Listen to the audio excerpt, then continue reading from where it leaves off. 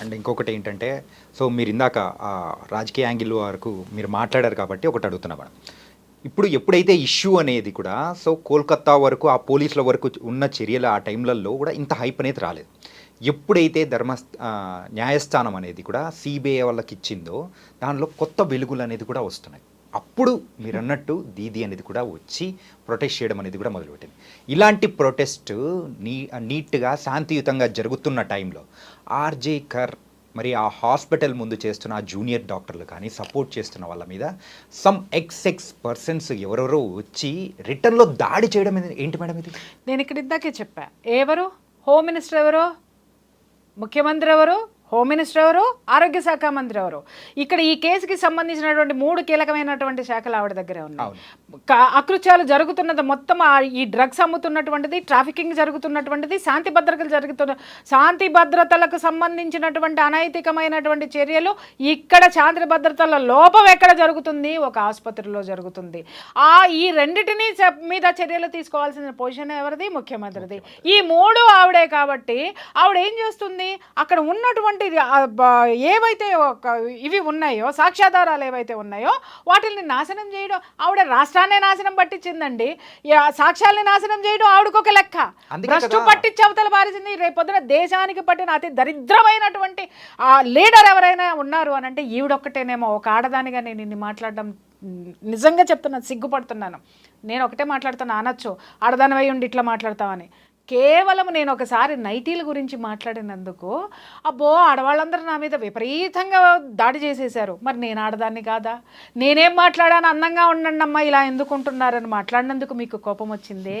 మరి ఒక ఆడపిల్లని కాళ్ళు విరిచి కళ్ళు పీకి ఈ విధంగా ఎముకలు విరగొట్టి నుజ్జు చేసి ఇంత నీచమైనటువంటి చర్యకి పాల్పడడానికి, అక్కడ అకృత్యాలు అన్ని జరగడానికి, అంత ఘోరమైన చర్య జరగడానికి నీళ్లు పోసి మొక్కని ఒక వటవృక్షంలో పెంచినది కూడా ఒక ఆడదే. ఆడదాన్ని వీళ్ళందరూ ఏం చేస్తున్నారని నేను అడుగుతున్నాను first. And post mortem report కూడా ఒకసారి చూస్తే నియర్లీ 14 దెబ్బలు, అంటే 14 రకాలమైన దెబ్బలు అనేది కూడా అమ్మాయి ఒంటి మీద కూడా ఉన్నాయి. ఇంత ఘోరంగా ఇంత హేయంగా జరగడానికి గల కారణం ఏదైనా కానీ ఒక పర్సనల్ రివెంజ్ అనేది ఉంటేనే కదా. అదే నేను ఇందాక మాట్లాడింది అదే కదయ్యా.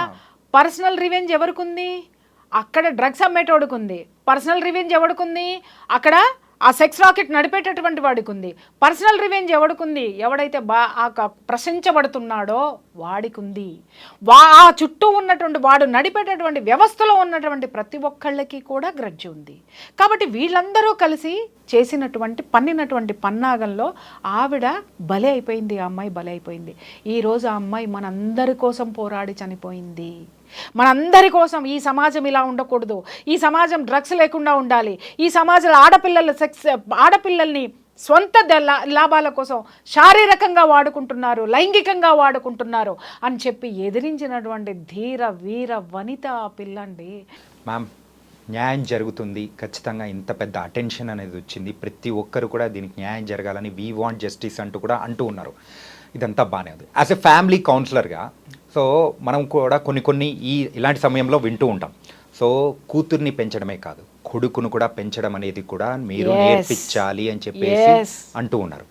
ఇలా కొడుకును పెంచేటప్పుడు సో తర్వాత తరానికి తల్లిదండ్రులు ఎలాంటి జాగ్రత్తలు చెప్పి పెంచితే బాగుంటుందని మీరు అంటారు? మీరు చెప్పండి. దిక్కుమాలినటువంటి కళ్ళు మూసుకుపోయినటువంటి ప్రేమలు తీసి పక్కన పెట్టండి. ఫస్ట్ తల్లిదండ్రులకి నేను చెప్తున్నాను, ఏమన్నా చావండి, నన్ను తిట్టుకున్నా నాకు ఫరక్ పడదు.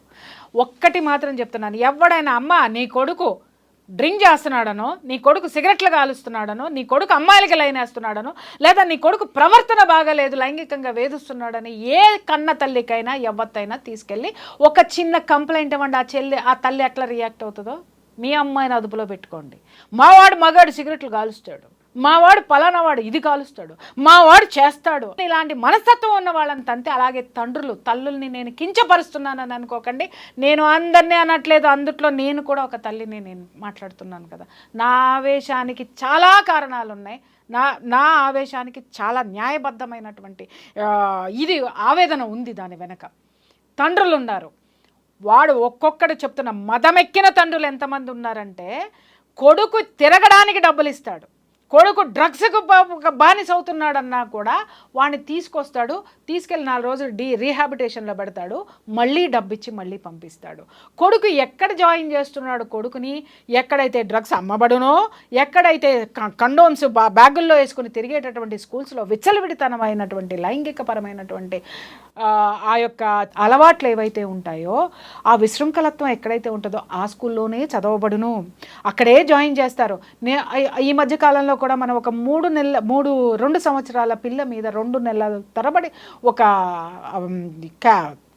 డ్రైవర్ లైంగికంగా అత్యాచారం చేస్తే ఆ తల్లిదండ్రులు ధైర్యం చేసి వచ్చి సమాజంలో చెబితే మిగిలిన పేరెంట్స్ ఏమన్నారు, ఆ స్కూల్ని మూసేయమని చెప్పి గవర్నమెంట్ ఆర్డర్స్ ఇస్తే మిగిలినటువంటి దౌర్భాగ్యపు దగులుబాజీ పేరెంట్స్ కొంతమంది ఏం మాట్లాడారో తెలిసిన, అయ్యో ఎవరో ఒకరికి జరిగితే ఆ స్కూల్ ఎందుకు మూసేస్తారండి, మా పిల్లలు ఎక్కడికి వెళ్ళాలండి.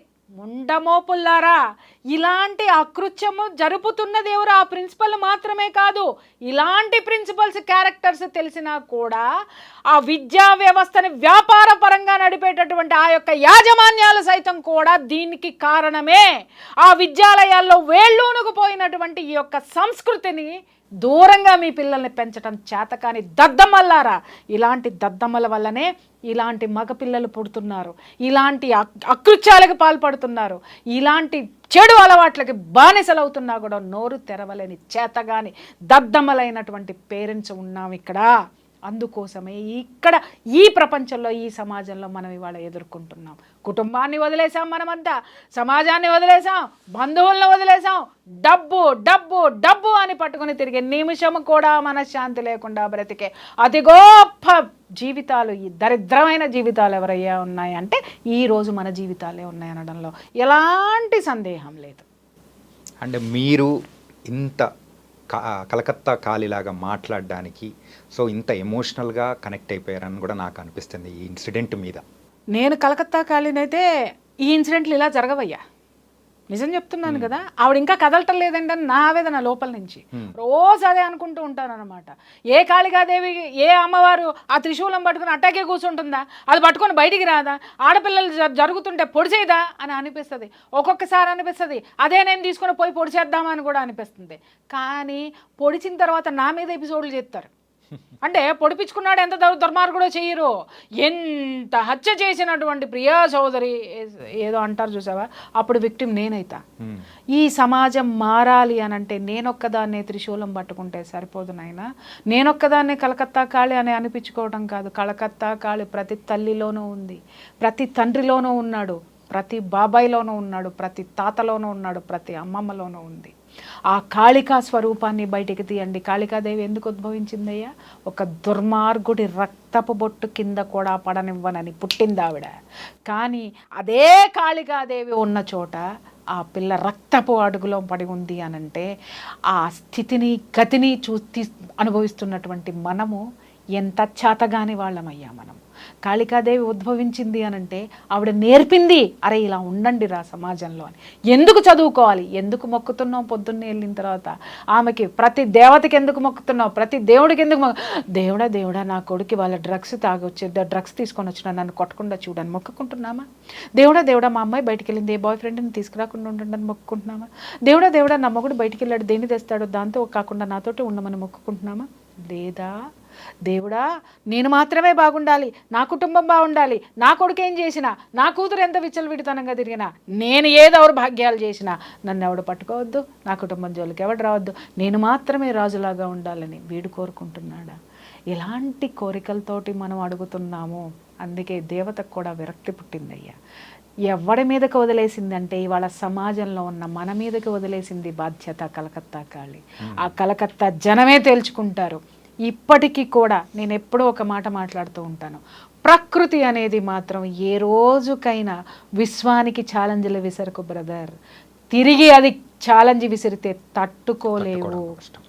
కొన్ని వందల సార్లు చెప్పినా నేను ఈ మాట.